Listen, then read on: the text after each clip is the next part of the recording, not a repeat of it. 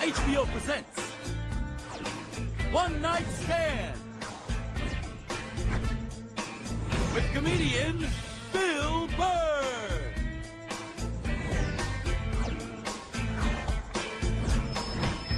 Ladies and gentlemen, Bill Burr.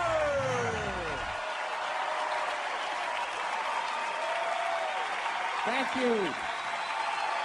Thank you. All right. Thanks a lot. Thank you so much. Thank you. For Christ's sake. Thank you. Thanks a lot. I'm running out of ways to say thank you. For Christ's sake. How's it going? Excellent. I was in a shitty mood today, man. I was watching TV. You ever been in like such a bad mood that even when you're watching bad shit happening to people, you're like, you know what? Good. You know, I'm glad your life sucks. Makes me feel better about my own. No, you know what I was doing? I was watching this, you know those Fabulous Lives? I was watching the Fabulous Life of the Olsen twins, you know? They're like 18 years old. They're like zillionaires. We got a great apartment. It's making me feel like a loser. Then halfway through it, I find out one of them's anorexic. I was like, you know what? All right. That makes me feel better. You know, I'm glad she's not eating. Hope you pass out, whack your head off your golden sink. Just to add to my day. You know, I don't get how the other Olsen twin only weighs half a pound more, but she's fucking fine. No, they're so starving, they're weak. That's why whenever they take a picture of them, you ever notice they gotta like fucking lean them up against each other? So like they don't tip over. Like, they're like still trying to look sexy. They're not sexy, they look like aliens. They are, man. You can't weigh 42 pounds and have your eyeballs be 28 of that weight and not look like you're from outer space. Like, when I look at them, I think if E.T. was going to have a threesome, those are the two bitches he'd hook up with. He would. He'd get that glowing finger going. Now, I'm feeling like a loser, man. I am, man. I'm fucking 36. I'm not married, you know? I'm at that age where everybody I know is getting married. You know, let me ask you a question. Why the hell do people keep getting married? You know, isn't anybody looking at the stats? I mean, what's it like? 1 out of 2 marriages goes right down the shitter? People, if you were going skydiving and they told you half the parachutes weren't going to open, you'd be like, yo, fuck that, I'm not going. Damn. No, it's like, I don't like those odds. I get a 50% chance of splatting on the ground. I'm not doing it, right? But there's something about getting married. People just have to do it. They're just like, is this the line to lose half my shit? Awesome. This is going to be great. I can't wait to lose my car, my money. Oh, look, the line's moving. One step closer to my own personal hell.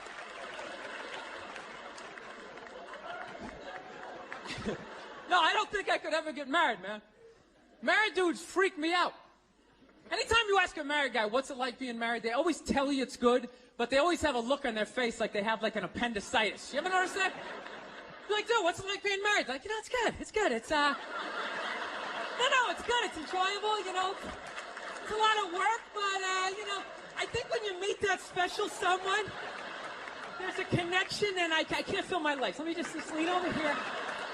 You know, a woman completes a man, and some other metaphor.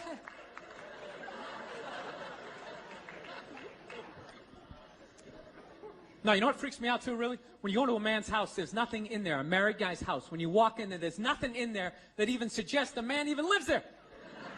It's all potpourri and throw pillows, that stupid canopy, we live in a dollhouse bullshit over the bed. Where does all the guy's stuff go? They just throw it out, they just walk into your apartment. Oh my God, look at all your stuff. All your stuff is stupid. Look at all this stupid stuff.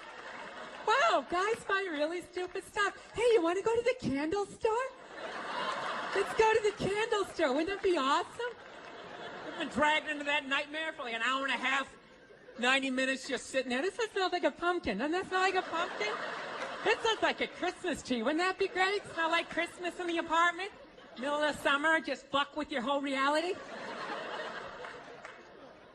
No, you know what it is? I didn't have like a really good model necessarily, like growing up. Like watching my parents, they always used to argue and shit, you know? Like I was afraid of my dad when I was growing up, you know? Anybody have a dad like that? You're just afraid of him? You know, not like those sitcom dads. They come home, the kids are like hugging their legs. My dad pulled in the driveway. Me and my brothers freaked like, fucking dad's home. Shut off the TV. Try to hide. Dude, if I stand like this, do I look like a lamp? He won't see me, right? Can I just fucking chill out here? He wasn't understanding. When you fucked up, he told you. He didn't sit down, well, we're going to work it out. We'll just, you know, I still love you. He looked, what the fuck is wrong with you? Jesus Christ, you're an idiot. Weren't you even paying attention? No, bullshit. Christ, you're just like your mother. You're fucking out to lunch.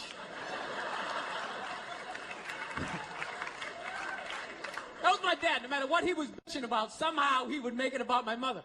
It would have nothing to do with her. He could somehow find a connection and spin it back. He'd have said, oh, is it raining out? Oh, for Christ's sake, I don't need this shit. Christ, it's the same goddamn thing with your mother. That woman is a fucking cloud hanging over my life. Anytime you got an idea, Christ, she shits all over it. No, he was hilarious. He used to work all the time, so he didn't really have like any friends or anything. So he used to talk to me when I was 8 years old like I was a fucking bartender. Just dumping all this shit on me. Like playing in the sandbox, he'd be coming up. I'll tell you, I don't know what the fuck I ever got married for. I'll tell you, man, I'm going to get the fuck out. I swear to God. One of these days, I'm going to get in the car. I'm going to fucking drive out of here. Your mother's a bitch, Billy. Do you realize that? The woman is a fucking bitch. Is that too real for you guys? You fucking know what I'm talking about.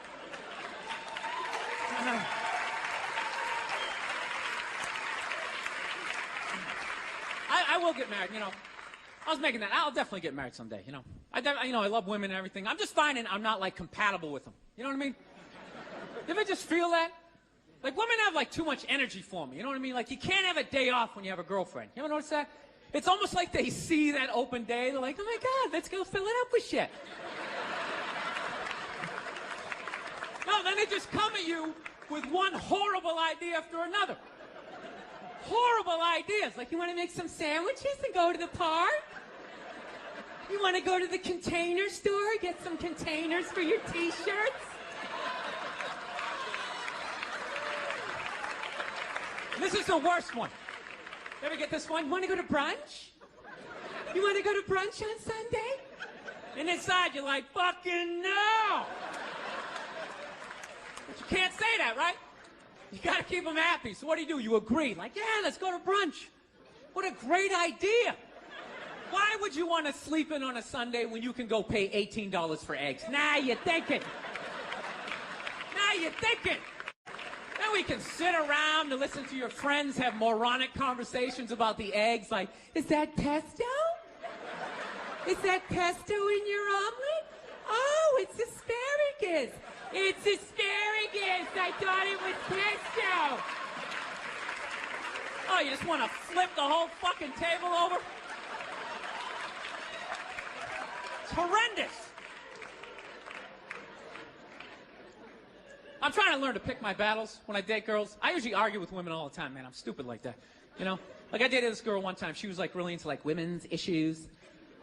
So we used to always have these dumbass arguments. So one time she came up to me, she goes, okay, explain this to me, Bill.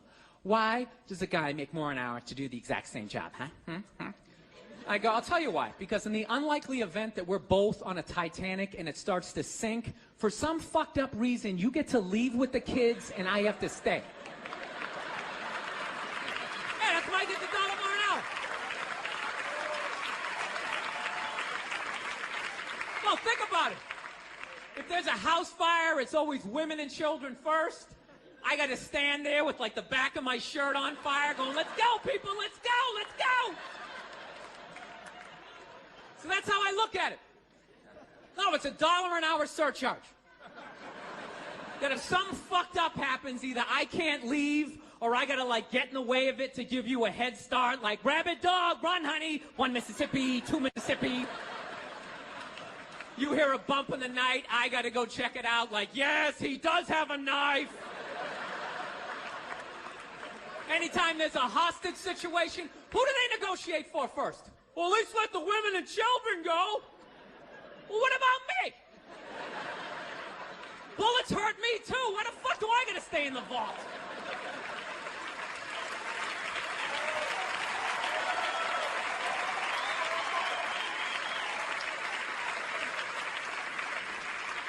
No, that's my point, man. Where are all the feminists in those situations? You know what I mean? You can't find them. There are no feminists in a house fire. That's a guarantee. You could take the most hardcore feminist, some chick right in your face, like, you chauvinistic son of a bitch, little short, little haircut, the whole 9 yards, right? Second those flames break out, she's gonna twist those little hairs into pigtails. No, I'm just a girl. I want to go play jump rope. And leave you standing in a burning house like you're not flammable. You know, but I'm not a dick, though. I'm not saying I think a woman should make $1 less an hour to do the same job. All I'm saying is if you're gonna make what I make when the boat sinks, you better be standing right there next to me, listen to that guy play the cello. Then you get the corner office. You get all the benefits or whatever. So anyways, I was watching George Bush today, man. That guy scares the shit out of me. No, not because like, oh, you know, all that political stuff. He's just like too into Jesus for me. I get uncomfortable with that. When people get like overly religious, it kind of freaks me out, you know? You know what I mean? Like I don't mind. I don't mind when like black people get really into Jesus though, you know? Because like somehow like the shit stays spiritual. You know, you get a couple of good songs out of it.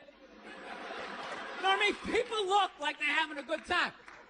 Somehow when like white dudes get too into Jesus, all of a sudden like shit catches on fire. People start dying, somebody says they're Jesus, and they try to fuck every chick in the compound. Then the FBI's got the place surrounded, that tank comes in shooting the flames out the front. I'm not saying white dudes are any more crazier than black dudes, it's just that nobody's watching us. That's the problem. That's too much freedom. It's kind of like living alone, you know, that same kind of fucked up freedom. You ever feel when you live alone, you like slowly go crazy? You know, because you got too much freedom, because everybody does crazy shit. But when you live alone and start doing something crazy, there's nobody there to be like, dude, what the fuck are you doing? What is wrong with you? What is that? Put it down.